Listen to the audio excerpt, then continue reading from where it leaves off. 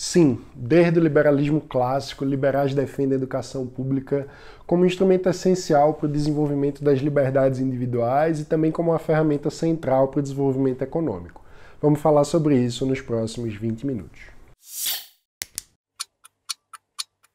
Liberais defendem a liberdade individual. No episódio anterior do 20 minutos, a gente falou sobre os principais conceitos de liberdade na história do pensamento liberal. Se você não tiver visto ainda, fica aqui a indicação. Mas se eu tivesse que sintetizar em uma frase o rico debate sobre as concepções de liberdade na tradição liberal, eu diria basicamente que liberdade é poder escolher. E poder escolher é um atributo que passa por duas condições. A primeira, óbvio, é não ser proibido de escolher. A segunda é ter opções para escolher. Um sociólogo liberal alemão bem importante do século XX, chamado Ralph Dahrendorf, sintetizou essa ideia da seguinte forma. O liberalismo possui dois elementos fundamentais. O primeiro refere-se à proteção do indivíduo e de suas oportunidades contra toda limitação arbitrária. É o aspecto passivo do liberalismo. O segundo consiste no esforço incessante de expandir as oportunidades de vida dos indivíduos, isto é, o esforço de mudar a sociedade em que se vive de maneira que um número cada vez maior de pessoas desfrute de chances de vida sempre melhores. Esse é o elemento ativo do liberalismo.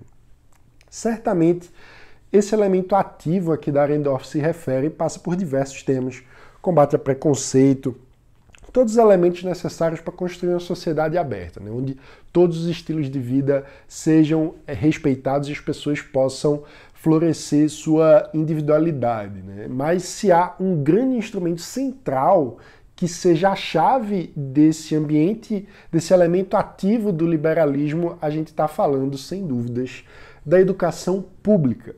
E eu falo pública, assim, sem medo de usar essa palavra. Eu faço esse disclaimer porque a cultura brasileira é tão estatista, né, que as pessoas associam imediatamente qualquer noção de público a Estado. E justamente por isso eu acho que é essencial para o avanço das ideias liberais no Brasil que a gente trate, sim, das questões públicas sem medo de ser confundido com o estatismo. E por que isso é importante? Né? A gente sabe que a linguagem funciona como uma ordem espontânea. Então, se tem uma associação imediata entre público e Estado, é porque a visão estatista está tendo mais sucesso em aparecer como opção para tratar das questões públicas. E eu acho que isso acontece porque muitas vezes os liberais simplesmente se ausentam dessa disputa e aí deixar o campo do debate aberto para que as ideias estatistas de intervenção excessiva do Estado na vida das pessoas ganhem essa disputa praticamente por WO. Por isso que essa semana a gente falou sobre isso aqui no canal. Escola pública não é sinônimo de escola estatal. Tem diversos modelos possíveis de escola pública. A gente vai tratar um pouco mais disso na frente, mas eu queria hoje focar na importância da educação pública para o liberalismo. Tem outro autor liberal, dessa vez um britânico do século XIX, chamado Rob House, que dizia: liberdade sem igualdade é um nome de sonora nobreza, mas de pálido significado. E bem, que igualdade é essa que ele se refere? Né? Certamente não é uma igualdade no sentido socialista, não é uma igualdade de resultados, né? Muito menos uma igualdade de características, até porque a tradição liberal é justamente uma tradição que louva o pluralismo, que valoriza a diversidade humana.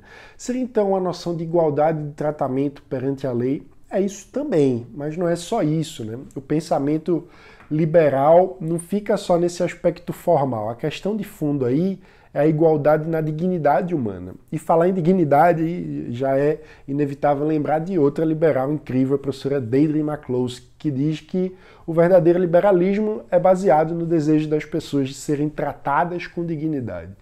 Mas no fim das contas, o que é que seria essa dignidade também? É basicamente poder desfrutar dessas condições mínimas para florescer o potencial de cada um, né? Ou seja, o liberalismo tem que ter esse compromisso de criar as condições sociais necessárias para que cada indivíduo seja capaz de desenvolver a sua individualidade, os seus talentos, suas habilidades, que cada um seja a melhor versão de si mesmo, né? Para fazer uma referência à visão de liberdade do liberalismo clássico alemão. Mas veja, ao mesmo tempo que a gente deseja essa igualdade de dignidade, a gente sabe que numa sociedade, especialmente num país como o Brasil, está longe de ter esse espaço aberto com condições mínimas para o florescimento individual de cada um. E aí o que é que faz diante disso, né? Vou citar outro liberal alemão, esse jornalista e político do século XX, foi um dos líderes do Partido Liberal Democrata Alemão, parlamentar no Bundestag, inclusive, que é o parlamento alemão, é o Karl Hermann Flesch. Ele escreveu o seguinte: o liberal sabe que os homens não são iguais. E é exatamente por isso que terá de se empenhar, mesmo radicalmente se for necessário, por igualdade de oportunidades, a fim de que todos possam ocupar um lugar na sociedade de acordo com as suas qualidades, desejos, capacidade e vontade de produzir, independentemente da sua proveniência, sua origem familiar ou saúde. É nesse contexto geral que a gente tem que refletir sobre educação pública. Ah, mano, mas se a educação pública não é sinônimo de educação estatal, então o que é educação pública? A noção de educação pública é basicamente a noção de que todo indivíduo, independente de sua condição de origem familiar, social, se é homem, se é mulher, se é rico, se é pobre, se é branco, se é negro, deficiente físico, atleta, gordo, magro, gay, hétero, todo indivíduo deve ter o direito de se desenvolver como um indivíduo, de cultivar suas habilidades, de investir nos seus talentos, de exercer o máximo do seu potencial. Ao longo da história, essa visão se refletiu também em ideias sobre pedagogia. E aí vale dizer que praticamente todos os grandes autores do liberalismo clássico, de alguma forma, trataram sobre isso, seja direto ou indiretamente. John Locke tratou de questões de conhecimento humano, Adam Smith também tratou desse tema. Um outro clássico fundamental para tratar desse assunto, muito pouco tratado no Brasil, é Wilhelm von Humboldt. Ele nasceu há mais de 250 anos, em 22 de junho de 1767, em Potsdam, na Alemanha. Ele é irmão mais velho de outro pensador que é muito mais conhecido que ele no Brasil, o Alexander von Humboldt, que foi das ciências naturais. O curioso é que hoje, por aqui, muita gente trata o William como o irmão do Alexander, mas na época o contrário era mais comum. Alexander era tratado como irmão do William. Mas enfim, o pai deles era um oficial prussiano elevado a camareiro da corte, proprietário de terras, era rico, mas morreu cedo.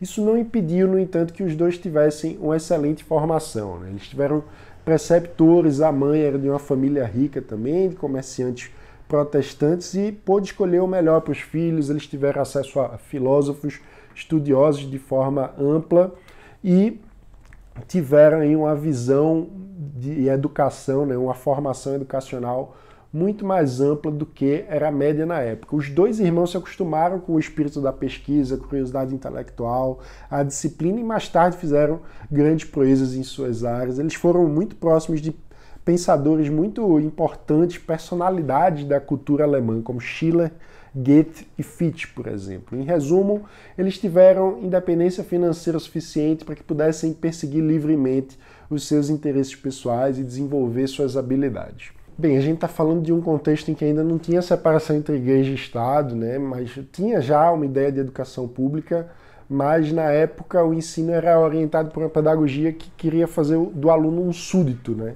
E, inclusive, as mulheres ainda não podiam frequentar a educação. Nesse contexto, Humboldt foi nomeado pelo rei para assumir a chefia da administração do ensino e da cultura, basicamente virou um ministro da educação. E nesse cargo, Humboldt deu uma nova era à educação, né? Ele reformou as bases do sistema educacional prussiano. Em 1810, ele introduziu a educação em 3 níveis: a escola elementar, a escola erudita do ensino secundário e a universidade. E também aboliu o que ele chamava de pedagogia do treinamento. Ele revisou o currículo, instituiu uma lógica onde os professores tinham que ser, ele chamava de advogados da educação dos jovens, né? Focar em ajudar os estudantes a desenvolverem suas habilidades para a vida prática. E Humboldt tinha uma visão ampla sobre isso. Ele achava que a formação tinha que passar não apenas pela língua e pela matemática, mas também por arte, por música. O ponto central para ele era desenvolver a capacidade de pensar criticamente, com o lema de que saber é poder e quem se educa é livre. Esse lema é inseparável do ideal de liberdade do liberalismo clássico alemão, né, que é baseado na noção de autocultivo, autodesenvolvimento. A palavra alemã é Bildung, né, que significa justamente autoformação. Essa noção foi desenvolvida na pedagogia. No século XX, o grande ícone dessa visão liberal para o ensino é o filósofo americano John Dewey.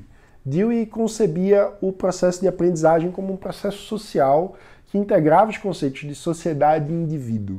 Para ele, o indivíduo só pode ser compreendido como parte inerente de sua sociedade, de seu contexto social e também, da mesma forma, só faz sentido falar em sociedade valorizando cada membro individualmente. Para Dewey, era fundamental que a educação não se restringisse a um processo de transmissão de conhecimento, né? Como se o conhecimento fosse algo já pronto e acabado, né? Mas o conhecimento tem que ser visto como o saber e habilidade que é adquirido pelo estudante, mas que ele integra na vida como pessoa, né? E faz disso uma experiência constante na sua relação com o mundo. Para isso, ele defendia que a educação tinha que unir o ensino com a prática cotidiana.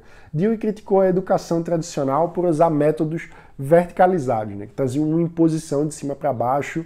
Ele via nesse modelo uma equivalência ao modelo social das sociedades autoritárias.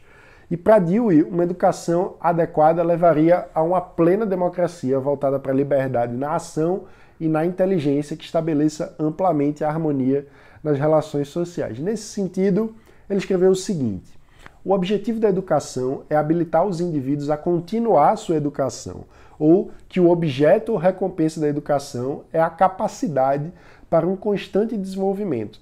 Mas essa ideia só se pode aplicar a todos os membros de uma sociedade quando há mútua cooperação entre os homens e existem convenientes e adequadas oportunidades para a reconstrução dos hábitos e das instituições sociais por meio de amplos estímulos decorrentes da equitativa distribuição de interesses e benefícios. Por isso mesmo, Dewey também escreveu o seguinte: o liberalismo está comprometido com um fim, ao mesmo tempo duradouro e flexível, a liberação dos indivíduos de modo que a realização de suas capacidades seja a lei de suas vidas. Está comprometido com o uso da inteligência liberada como método de dirigir essa mudança. Essa visão de Dewey chegou ao Brasil e teve como grande representante aqui o baiano Anísio Teixeira. Ele foi um personagem central no debate sobre educação no Brasil, especialmente nas décadas de 20 e 30 do século passado. E a grande bandeira de Anísio foi a universalização do acesso à educação. Olha só a beleza de liberalismo na argumentação dele. A ideia de progresso não é uma ideia do século XX, mas uma herança do século XVIII, que inspirou todos os nossos movimentos pela emancipação e independência nos primórdios do século XIX. A liberdade não é, porém, apenas o conceito negativo de estar livre o indivíduo da opressão e do medo, mas envolve ser ele, o indivíduo, livre para prover as suas necessidades, para progredir, para ajudar a desenvolver o país e conquistar a riqueza e o bem-estar. Ora, tal liberdade não se obtém senão pelo domínio do saber, o saber que traz o poder e impulsiona o desenvolvimento material e moral dos povos e dos indivíduos. Os propósitos hoje de organizar a educação nacional não constituem, assim, planos de um vago humanitarismo educacional, mas a institucionalização da liberdade e da justiça social por meio da igualdade de oportunidade de educação. A democracia que fundamos há mais de 150 anos será uma farsa, em véspera talvez de se encerrar em tragédia, se não dermos aos nossos cidadãos os instrumentos, as armas de sua emancipação individual. Uma coisa engraçada é que, por defender essas ideias liberais para a educação, Anísio chegou a ser acusado de comunista e agitador. Ele respondeu diretamente a essas acusações e falou sobre a diferença entre escola pública e estatal. Desejo a escola pública governada por órgãos especiais, mais representativos da sociedade do que do Estado.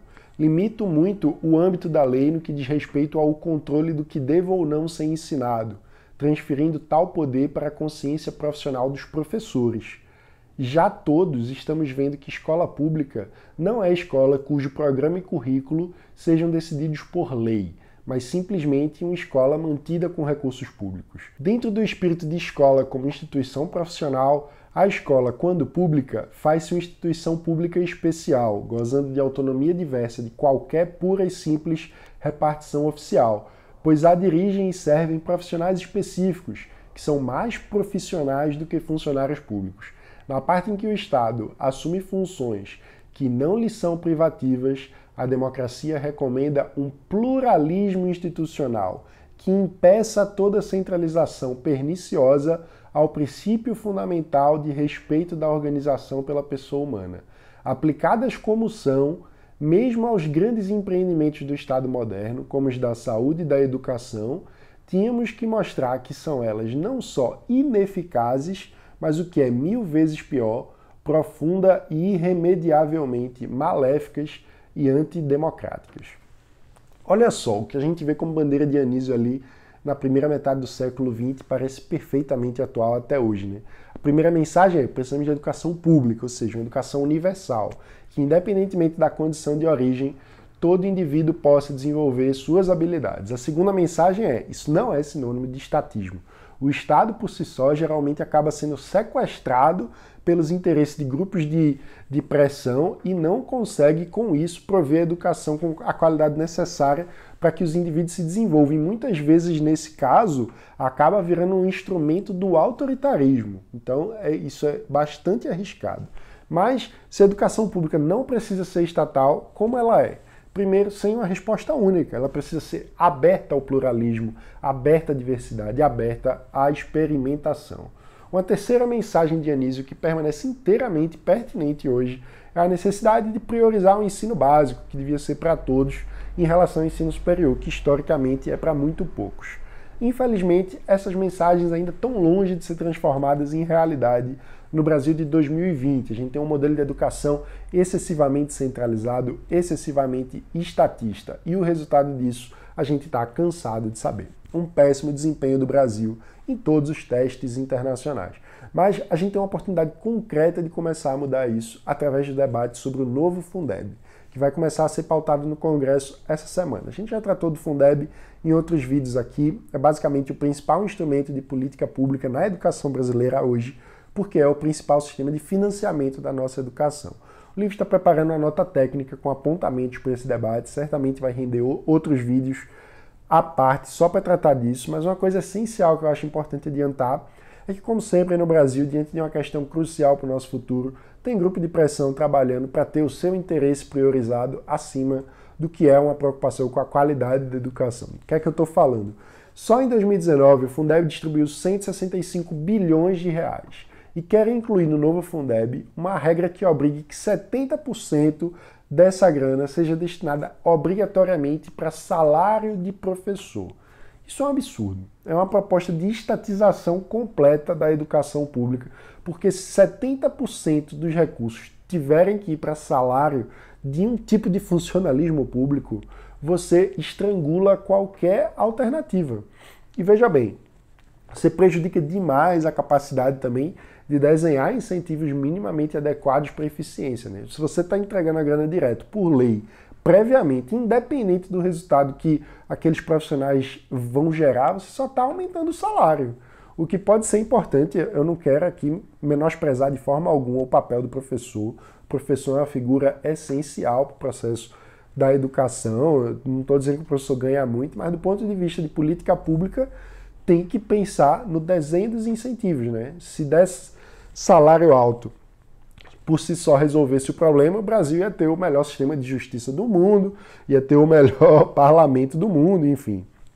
Salário alto não resolve o problema, né? E a estatização total das nossas escolas, menos ainda. O sistema já não dá certo. Simplesmente botar mais dinheiro num sistema que não dá certo, no geral, só quer dizer desperdício de dinheiro. Então, esse debate tem que ser feito com toda seriedade, a gente vai fazer isso ao longo das próximas semanas. Mas hoje a mensagem é essa: a educação pública é uma maneira fundamental do liberalismo brasileiro, isso não é de hoje. Inclusive vale mencionar também o esforço dos economistas liberais por todo o século XX, chamando a atenção para a importância econômica da educação, né? Enquanto os desenvolvimentistas usaram dinheiro público a roda para proteger a indústria nacional, criar a empresa estatal, os liberais estão há décadas batendo na tecla da educação para formar capital humano, ampliar a produtividade, com isso aumentar a renda, a capacidade produtiva da nossa economia, enfim.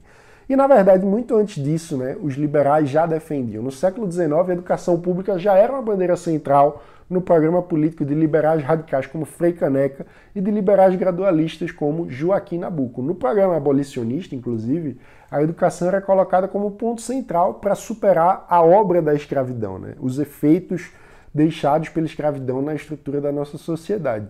E, portanto, para incluir, de fato, os ex-escravizados na sociedade. Infelizmente, até hoje, essa bandeira liberal tão importante ainda não virou uma realidade aqui no Brasil. Mas a gente precisa seguir fazendo a nossa parte para que isso mude. A educação pública é essencial para formar indivíduos livres, capazes de assumirem as rédeas da própria vida. Liberais defendem sim a educação pública, devemos ter muito orgulho de empunhar essa bandeira, sempre lembrando que a educação pública não é sinônimo de educação estatal. E para encerrar, vou trazer uma mensagem do John Dewey, que eu acho que é importante para refletir sobre a educação pública e a nossa missão diante dela.